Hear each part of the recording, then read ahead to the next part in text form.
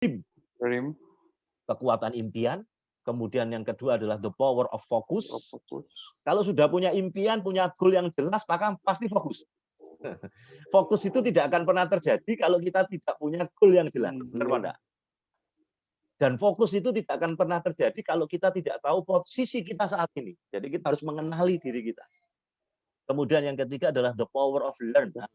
Pentasan diri itu dengan belajar.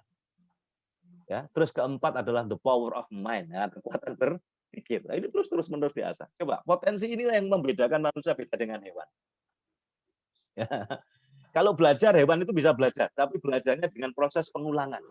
Ada anjing dikasih bau-bauan narkoba misalnya dilempar, ambil lagi dilempar. Akhirnya dia bisa mengenali itu. Nah, manusia tidak hanya proses pengulangan, manusia punya proses berpikir tadi. Manusia punya the power of dream. Anjing nggak punya impian. Impian anjing itu tidak ada, impian kambing itu tidak ada.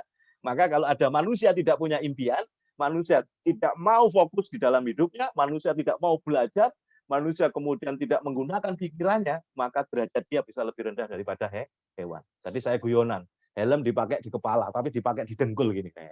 Jadi orang Indonesia sekarang ini banyak otaknya di dengkul, sehingga kemudian dia tidak banyak menghasilkan sesuatu yang luar biasa. Jadi pejabat koruptor kan gitu, jadi anggota dewan, ya, jadi menteri sosial, tanpa bantuan sosialnya dikorup kan kacau ini sekarang di Indonesia. Di tengah yang pandemi yang kayak gini ini kalau saya ini kurang ajar banget gitu. Kalau orang Jakarta apa? Kurang ajar banget gitu ya. Iki gue banget. Nah sekarang tugas kalian itu menemukan ini gue banget. Nah, jadi masing-masing orang itu nanti pasti ketemu passionnya.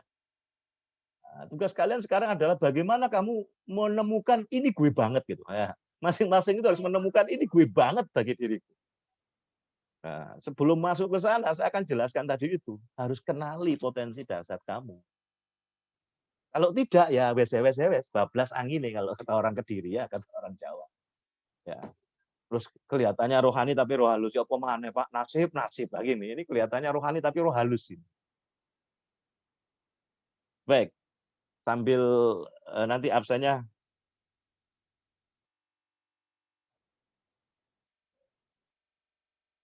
Silakan kalau ada yang ditanyakan lagi sambil nunggu teman-teman yang lainnya.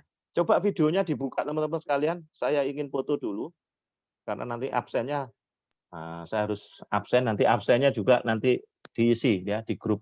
Tapi foto kalian harus saya foto. Nah ini laporan di.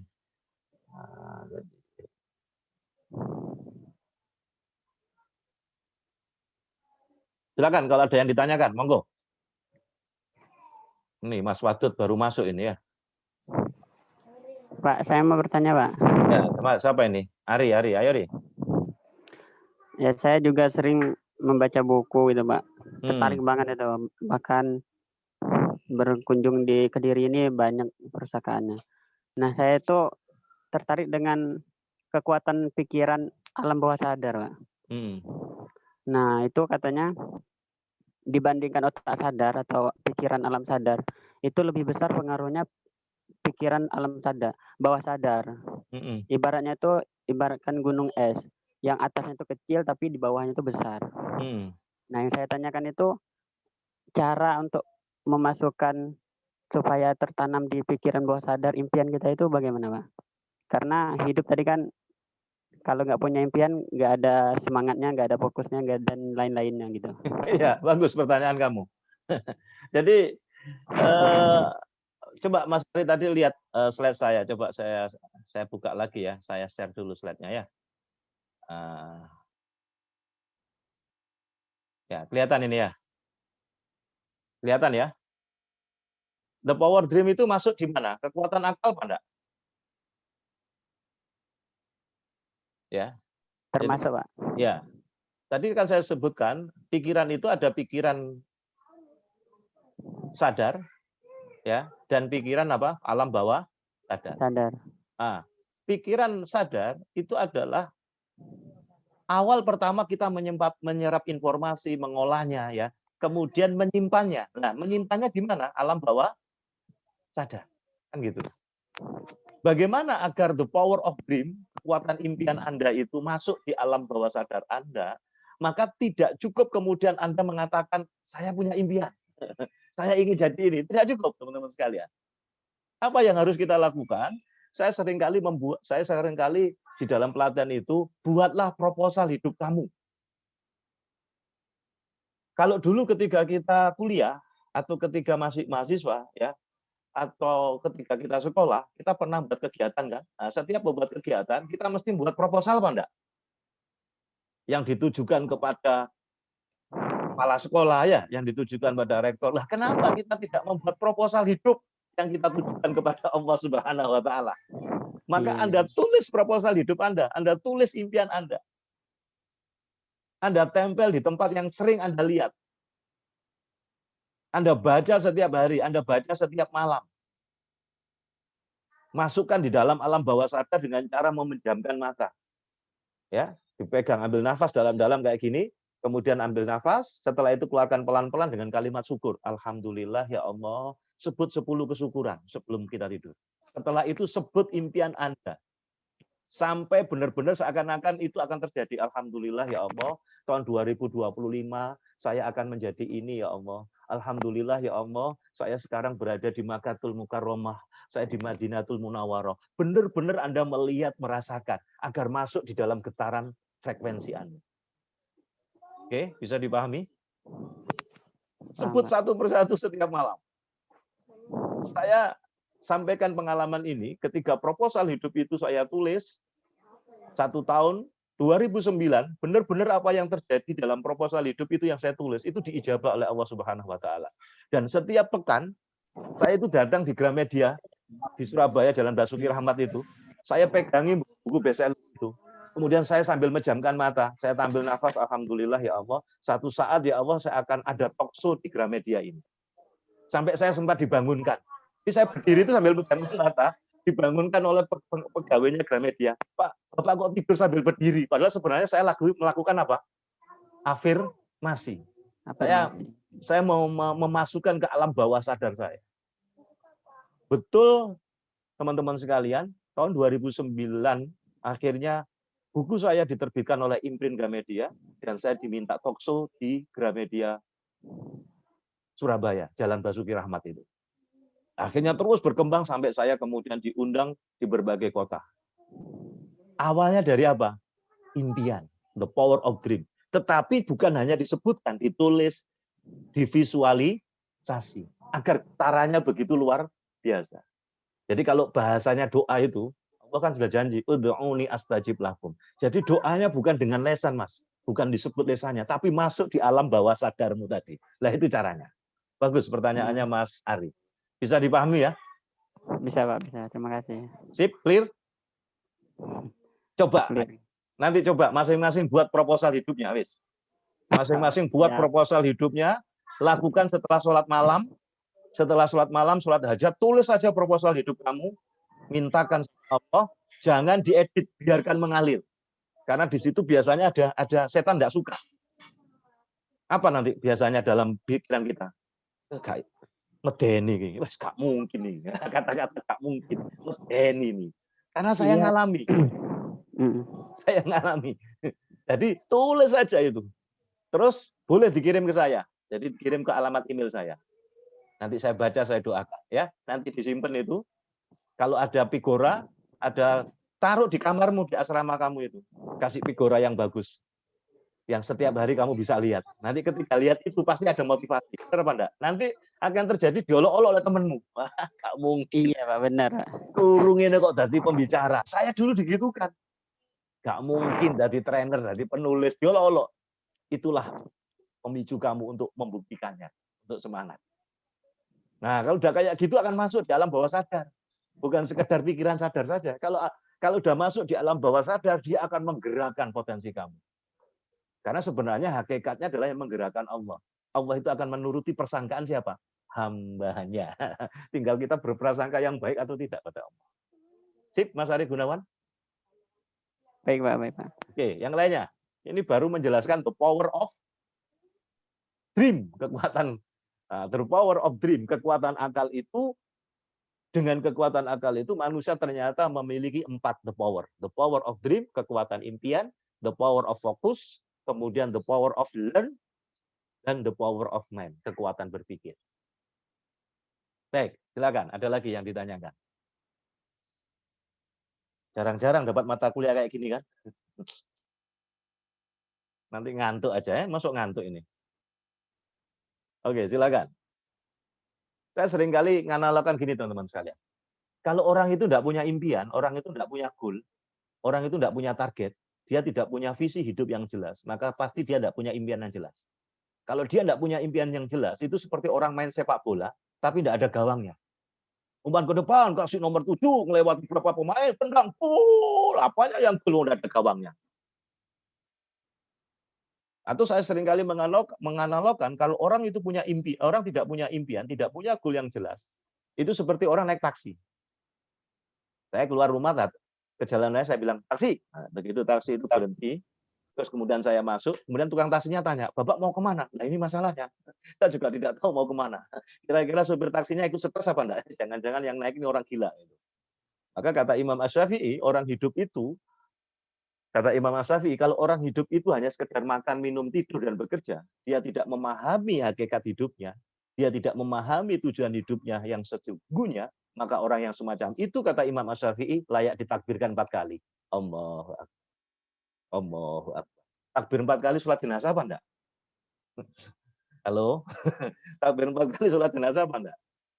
Maka seakan-akan Imam Asy-Syafi'i mengatakan kalau orang hidup itu tidak memiliki tujuan hidup, dia tidak memiliki, tidak memahami hakikat hidup, maka dia seperti mayat hidup.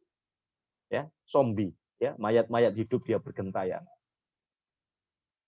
Baik, lanjut ya. Nah, the power of dream. Yang berikutnya adalah the power of focus. Anda catat, fokus itu tidak akan pernah terjadi kalau kita tidak punya goal yang jelas. Jadi saya sering kali ditanya, Pak, saya ini kok enggak fokus-fokus. Pertanyaannya, kamu punya goal apa enggak? Kamu punya impian yang jelas apa enggak? Karena fokus itu akan terjadi kalau kita tahu tujuan kita jelas. Yang kedua, kita tahu posisi kita saat ini di mana. Dari situlah kemudian akan terjadi fokus. Ya, fokus tidak akan pernah terjadi kalau kita tidak punya tujuan yang jelas, yang pertama. Yang kedua, kita tidak tahu posisi kita saat ini. Jadi kita harus mengenali diri kita, mengenali posisi kita, dan kemudian kita tahu tujuan hidup kita yang jelas. Ini yang disebut dengan the power of focus. Kemudian the power of learn, kemampuan untuk belajar. Ini memantaskan diri. Ya. Kepantasan diri itu sangat ditentukan oleh bagaimana kita menggunakan kekuatan untuk belajar ini. Maka tidak cukup kita berani berimpian, teman-teman sekalian. Tetapi kita harus berani memulai. Nah, ini sekaligus menjawab pertanyaannya siapa tadi? Aki. Ya. Kalau berani berimpian, tapi nggak mulai-mulai, nggak nyampe. Betul apa enggak? Maka harus berani memulai. Mulai dari mana? Ya mulai dari mana saja gitu. Mulai menulis saja hari ini. Mulai cari guru, cari mentor untuk membimbingnya. Jadi berani berimpian, kemudian berani memulai, dan jangan lupa untuk meraih sesuatu itu berani berproses. Lah, the power of learn itu proses. Berani berproses, berani belajar. Kemudian berani mengevaluasi diri. Dan berani gagal. Nah, kalau kita tidak berani gagal, maka pasti tidak berani sukses. Kalau orang takut gagal, maka dia tidak akan melakukan apa-apa. Maka ada seorang motivator internasional namanya Billy P.S. Lee, orang Malaysia. Ya, yang dia nulis buku judulnya Dare to Fail, berani gagal. Dia pernah datang ke Indonesia. Nah, dia mengatakan nih, orang Indonesia adalah orang-orang yang jarang gagal dibandingkan dengan orang Jerman, orang Amerika. Anda bangga apa enggak? Peserta seminar bertepuk tangan. Saya bingung ketepuk tangan. Loh, kenapa orang Indonesia dikatakan jarang gagal? Karena belum mencoba sudah bilang enggak bisa. Belum mencoba sudah bilang sulit. Belum mencoba sudah bilang enggak mungkin. Belum mencoba sudah bilang angel. Ya pasti gagal. Takut gagal. Dan pasti juga enggak pernah sukses. Oleh karena itu, tidak cukup berani berimpian, tetapi harus berani memulai, berani berproses tadi itu, berani mengevaluasi diri, berani gagal, dan berani sukses. Dan itu semua adalah butuh kekuatan. Dan kekuatan yang mendorong adalah kekuatan akal. Ada 4 tadi, the power of dream, the power of focus, the power of mind, dan the power of learn. Oke, sampai sini. Ada yang tanyakan lagi? Tidak apa-apa, pelan-pelan. 14 ya, yang lainnya nanti bisa lihat, nanti ini saya rekam, Nah, nanti bisa disaksikan di link YouTube. Yang ketinggalan bisa lihat. Nah, sekarang saya masuk kekuatan adversity, kekuatan apa? Daya juang. Manusia itu dikasih oleh Allah berkaitan dengan ego, harga diri. Kalau dalam bahasa agamanya itu gharizatul baqa, naluri untuk mempertahankan diri. Jadi kekuatan ini, daya juang ini, saya seringkali mengatakan the power of kepepet. Nah, coba the power of kepepet itu terkadang bisa menjadikan kekuatan apa enggak? Nah, sayangnya kekuatan kalau dalam bahasa kerennya itu the power of survival. Sayangnya kekuatan kepepet ini ya, itu muncul ketika dalam kondisi mendesak. Harusnya diciptakan dalam benak pikiran kita. Kalau saya nggak berubah, maka bahayanya nah ini. Seorang nenek-nenek itu bisa lari secepat kilat. Kenapa? Karena dikejar harimau. Karena the power of kepepet. Padahal kalau lihat potensinya nenek-nenek tidak mungkin berlari cepat kan. Tetapi karena kepepet, dia dikejar oleh harimau, maka dia bisa berlari secepat kilat. Seorang ibu-ibu muda di Jepang yang pakai baju kimono, ketika dia berada di apartemen atas, kemudian dia belanja ke bawah, dia meninggalkan putranya yang masih bayi, yang masih merangka, itu di apartemen, ternyata dia dapatin anaknya itu sudah di jendela apartemen yang tingginya hampir 17 lantai. Maka begitu melihat anaknya awal itu, kemudian anaknya jatuh, dia bisa berlari secepat kilat untuk menangkap putrinya.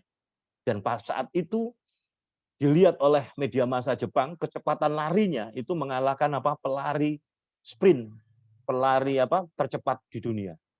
Kenapa? Karena dia melihat the power of survival untuk menyelamatkan putranya tadi itu. Padahal kalau disuruh lari kembali ya nggak bisa lari cepat itu. Itu artinya manusia itu punya kekuatan ini, daya juang. Ya, yang sering kali muncul kekuatan adversity ini salah satunya adalah the power of apa ini? The power survival.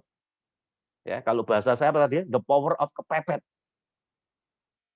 Itu kemarin saya menciptakan mahasiswa saya yang di Pare itu, karena dia sudah 7 tahun, kalau tidak nanti bisa di DO, maka dia kepepet kan. Oh, akhirnya dia datang ke rumah, dia ngerjakan, akhirnya bisa selesai. Menciptakan the power of kepepet. Jadi the power of survival ini anugerah Allah ini. Dia bagian dari kekuatan adversity tadi, daya juang. Nah, kemudian manusia dikasih oleh Allah the power of self-discipline. Apa ini? Disiplin diri. Jadi kekuatan disiplin diri ini adalah bagian dari kekuatan daya juang tadi itu. Karena tidak ada satupun kesuksesan tanpa disiplin. Tanpa kerja keras. Tanpa disiplin. Disiplin diri ini sudah dikaruniai oleh Allah. Coba saya contohkan makan saja. Ketika makan itu, kita mau makan, itu masih bisa memilih. Masih bisa membedakan antara nasi bebek dengan nasinya bebek. Ayo, beda apa enggak? Ketika kita mau makan, masih bisa membedakan apa enggak? Antara nasi bebek dengan nasinya bebek. Pilih mana? Nasi bebek apa nasinya bebek? Kalau nasinya bebek dedek ya. Nah, kita tentu milih nasi bebek. Begitu makanan nasi bebek itu kita makan, kita kunyah. Pertanyaan saya, siapa yang ngatur itu? Habis dikunyah itu masuk ke kerongkongan apa tenggorokan? Di leher ini ada 2 saluran. Ayo, kerongkongan apa tenggorokan? Kenapa ketika makan nggak salah masuk tenggorokan? Ya, dari masuk kerongkongan terus kemudian masuk ke usus, diolah, ya, kemudian dipisah, disaring oleh ginjal, ya, dibantu oleh liver. Pertanyaan saya, siapa yang ngatur itu semua? Semuanya disiplin itu tubuh kita. Begitu ada yang error bermasalah, sakit kan gitu. Nah, dari situ kita akan mengatakan subhanallah, enggak pantas kalau manusia ini sombong sama Allah. Jadi manusia itu di dalamnya sudah punya the power of self discipline ini. Tinggal ini dipakai atau tidak, tinggal ini diasah atau tidak. Nah, kalau kemudian manusia dikasih oleh kekuatan emosi, dari emosi ini nanti manusia memiliki hasrat yang menyala-nyala. Maka emosi ini harus diatur. Maka ada kekuatan cinta. Nah, apa nih? The power of love. Ya, tidak ada cinta kamu tidak lahir kan gitu. Kekuatan cinta. Ini dahsyat ini the power of love ini. Itu dari emosi. Tapi ini harus diatur. Kalau tidak diatur ngawur nanti kumpul kebo dan macam-macam. Kemudian kekuatan memaafkan. Nah, ini berat apa enggak? Rasa iba. kekuatan cinta ini dorongan yang luar biasa untuk meraih impian. Bagaimana cinta kamu sama orang tua kamu? Terasa apa enggak kalau kamu itu harapan? Harapan siapa? Harapan orang tua kamu. Harapan calonmu, kan gitu. Ya, kekuatan memaafkan, rasa iba. Nah, dari sini kekuatan spiritual itu akan muncul disebut dengan the power of belief. Apa? Kekuatan keyakinan. Sadar akan hubungan kita dengan Allah. Nah, ini nanti landasannya integrasi Islam di sini nanti. Bagaimana kita sadar akan hubungan kita dengan Allah, kemudian menguasai ilmu-ilmu dasar Islam, kemudian kita menguasai ilmu kehidupan, sains, teknologi, dan sebagainya. Nah, kalau pondasinya kayak gini, maka kita akan menciptakan intelektual Muslim yang hebat. Nah, kekuatan spiritual nanti itu akan memunculkan yang disebut dengan kesadaran penciptaan. Sadar akan hubungan dengan Allah. Kemudian kesadaran pengaturan. Ini kekuatan spiritual. Memunculkan kesadaran akan tanggung jawab. Kita akan dihisap. The power of belief ini juga akan memunculkan keyakinan. Keyakinan bahwa manusia itu ciptaan Allah. Manusia itu mahakarya Allah yang luar biasa. Tuhan ada dalam diri kita, dalam tanda petik. Karena kita ini ciptaan Allah. Kemudian kita diberi kuasa untuk melanjutkan ciptaannya. Betul apa enggak? Karena dengan akal pikirannya manusia bisa berkarya. Dengan akal pikirannya manusia bisa menciptakan sesuatu yang bermanfaat bagi dirinya dan sesama. Nah, inilah yang disebut dengan kesadaran spiritual. Kalau potensi dasar ini kita kenali teman-teman sekalian, kemudian kita gunakan, kita pakai untuk sesuatu karya, untuk beribadah, untuk memberikan prestasi yang terbaik di hadapan Allah, maka itulah bahasa saya tanda di alam semesta. Jadi buatlah tanda di alam semesta itu, maknanya adalah buatlah karya prestasi apapun yang menjadikan Allah itu ridho. Yang menjadikan Allah itu layak mencintai dan menolong kita. Ya, dan yang kedua orang tua kita bangga punya anak seperti kita. Silakan, masih ada 7 menit kalau ada yang ditanyakan. Nanti kalau kita akan masuk lagi kalau masih ada. Ini karena ternyata baru ada yang masuk lagi. Silakan, monggo. Ini kuliah yang pertama, harus semangat juga. Nah, jadi kalau dikaitkan dengan kekuatan fisik ini, bagaimana kekuatan fisik ini tadi dipengaruhi oleh 4 kekuatan manusia tadi itu. Sehingga perilaku nanti, tindakan yang diwujudkan nanti menjadi tindakan yang luar biasa. Jadi tindakan yang bernilai ibadah. Karena dilandasi oleh kekuatan spiritual, intellectual quotient, kemudian daya juang, kemudian kecerdasan emosional tadi. Sehingga kemudian memunculkan ini. Nah, ini anugerah ilahi yang luar biasa. Di manusia memiliki imajinasi, kesadaran diri, kehendak bebas untuk memilih, dan suara hati. I have the dream. Adalah I have the dream. Baik, silakan. Kalau ada yang ditanyakan, saya akan stop share-nya dulu. Nah.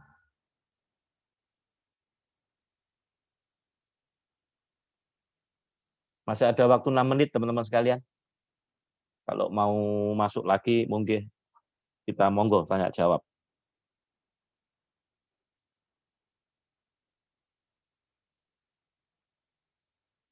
Silakan, kalau ada yang ditanyakan, di unmute saja. Nah, langsung pakai lesan, boleh. Monggo. Jadi materi kita hari ini adalah kita mengenali potensi dahsyat manusia, potensi diri kita. Ada 5 potensi tadi, dan dari 5 potensi tadi itu ternyata Allah kasih the power of the power tadi itu. Ada the power of dream, the power of learn, the power of focus, the power of mind, the power of survival, atau alias the power of kepepet. Nah, tapi jangan itu muncul saat kepepet saja. Kemudian the power of self-discipline, kemudian the power of love, dan the power of spiritual. Nah, dari situ nanti muncul 7. Kurang lebih ada 7 atau 8 kekuatan. Maka pertanyaannya adalah, Allah itu luar biasa kalau gitu. Itulah kemudian bahasa saya tadi, bahasa Al-Quran tadi apa? Laqad khalaqnal insana fi ahsani taqwim. Jadi ahsanu taqwim itu ternyata Allah kasih sesuatu yang ini tadi. Potensi kekuatan yang luar biasa tadi. Tapi kalau kemudian kita tidak pakai, ya bablas angin ini. Nah, apalagi pakai dalil nasib tadi, mau ya pemane Pak, nasib gitu. Padahal bunyinya Al-Qur'an tadi jelas sekali, innallaha la yughayyiru ma biqaumin hatta yughayyiru ma bi anfusihim. Ya, silakan kalau ada yang didiskusikan teman-teman sekalian, monggo. Masih ada waktu sekitar 5 menitan. Kalau nanti masih ada pertanyaan, enggak apa-apa, kita buka lagi sesi yang ketiga. Ini ada yang kotanya habis ini, izin untuk beli kota. Nanti khawatir nanti kotanya habis, kita sudah beli kota, kuliahnya selesai. Ya, silakan. Wadud, mana Mas Wadud? Ada pertanyaan? Mas Mufid? Videonya nongolkan? Ardan, ada pertanyaan Ardan? Sukron, kamu berada di kamar apa di mobil nih kan? Ngapunten Pak, ini lagi teng rumah sakit Pak. Oh, makanya yang sakit siapa kamu? Enggak Bapak Pak, lagi di Bandung. Oh, kamu lagi di Bandung? Iya di Santosa, Bandung Center. Ya, mudah-mudahan lekas sembuh ayahnya. Amin. Apa? Iya Pak. Ngapunten Pak. Kena COVID enggak? Kalau COVID enggak boleh dijenguk. Enggak Pak. Enggak COVID, alhamdulillah. Ya, mudah-mudahan lekas sembuh ayahandanya Mas Sukron Hakim. Amin. Ada lagi pertanyaan teman-teman sekalian? Kalau tidak ada pertanyaan ya cukup kuliah kita untuk sesi hari pertemuan yang pertama ini. Ya. Bisa dipahami? Silakan, ada pertanyaan?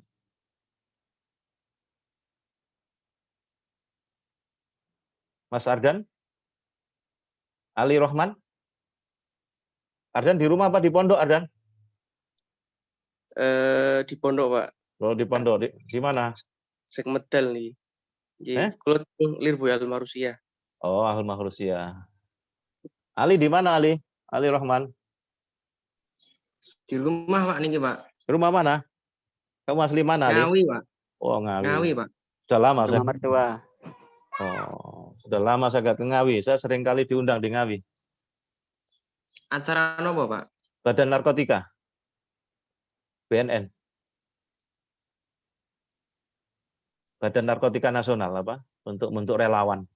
Relawan apa? Saya kan di BNN Provinsi, Badan Narkotika Provinsi Jatim. Nganjuk itu sering kali juga ngundang. BNNK Nganjuk itu sering. Baik, teman-teman sekalian, ada yang ditanyakan? Mudah-mudahan minggu depan tetap semangat. Nah, kita tidak tahu minggu depan itu Sabtu atau Minggu. Nanti kalau misalnya saya tidak bisa Minggu, nanti kita kuliahnya Sabtu ya. Nanti lihat aja jadwalnya. Itu ada langsung minggu depan langsung tugas Pak, presentasi. Ya, biasanya saya nyampaikan materi dulu di awal, terus kemudian presentasi. Presentasinya 10-15 menit, jadi semuanya bisa cepat nanti. Sehingga saya berharap semuanya lulus ya, karena penilaian itu dari keaktifan di kelas sama makalah ya. Jangan khawatir, semuanya lulus. Tapi saya ingin lulusnya itu berkesan gitu. Kamu punya ilmu benar-benar ya. Jadi, kamu dapat inspirasi, kamu dapat pencerahan gitu, bukan sekedar lulus gitu, tapi kamu punya asar, punya pengaruh. Ada pengaruh di dalam ilmu itu. Ya. Hari ini kamu tercelut-celut nih sebenarnya. Ya, hari ini saya aduk-aduk perasaan kamu untuk bangkit. Benar apa enggak? Kalau enggak bangkit, enggak punya perasaan, saya bingung. Kamu ini manusia apa hewan kan gitu kan. Karena manusia itu dikaruniai oleh Allah tadi itu potensi dasar yang luar biasa. Yang itu tidak dimiliki oleh hewan. Hewan hanya fisik saja, kecerdasan fisik. Hewan tidak punya kecerdasan emosional, kecerdasan intelektual, ya. Spiritual dia mesti tunduk itu. Semua makhluk hewan itu, tumbuhan itu zikir sama Allah. Nah, tapi manusia yang kasih amanah untuk risalah ini ya. Kemudian makanya manusia dapat ganjaran tadi, surga atau neraka. Kalau hewan sama tumbuhan kalau mati ya udah mati kan gitu aja. Itu yang membedakan. Tapi inilah derajat manusia itu bisa mulia. Baik, kalau tidak ada pertanyaan teman-teman sekalian, kita akhiri. Mudah-mudahan semuanya sehat, ya, semuanya manfaat dan berkah. Jangan lupa kita punya potensi dasar 5 tadi. Dari 5 tadi punya potensi hampir 8 kekuatan. Maka jangan sia-siakan 8 kekuatan ini. Sukses untuk kita semua. Nanti absennya di grup WA ya. Nyebut nama-namanya satu persatu seperti biasanya. Kurang dan lebihnya saya mohon maaf. Wassalamualaikum warahmatullahi wabarakatuh. Waalaikumsalam. Waalaikumsalam warahmatullahi wabarakatuh. Coba dibuka semua ini.